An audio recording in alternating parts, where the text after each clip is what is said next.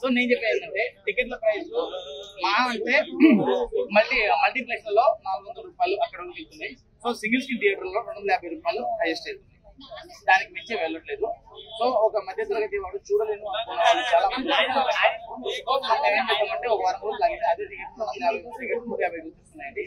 So వారం రోజుల కన్నా ముందు చూడాలనుకునే వాళ్ళు చాలా మంది ఫ్యాన్స్ ఉంటారు కాబట్టి ఫ్యామిలీతో చూడాలనుకునే వాళ్ళు చాలా తక్కువ ఉంటారు. అది కూడా ఒక మంచి పండగ టైంలో చూస్తారు.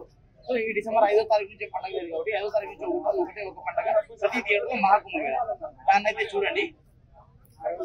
చెప్తున్నా కదా. సో బడ్జెట్ తక్కువ ఉందనేటప్పుడు ఒక 6 రోజులు చూడండి, బడ్జెట్ ఉంది కూడా చూడండి. ఇంకోటి టికెట్ ప్రైస్ మ్యాటర్ కదండి.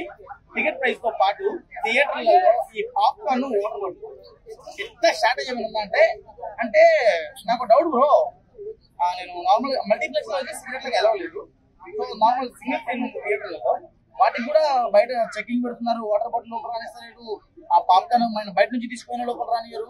ఇంకోటి ఏంటంటే ఏమైనా తినుబండారాలు ఏమున్నా కానీ లోపల రానియరు. ఈవెన్ మన బ్యాగ్ ఏమైనా ఉన్నా కానీ బ్యాగ్ కూడా బయటకు పెట్టించుకోవాలి.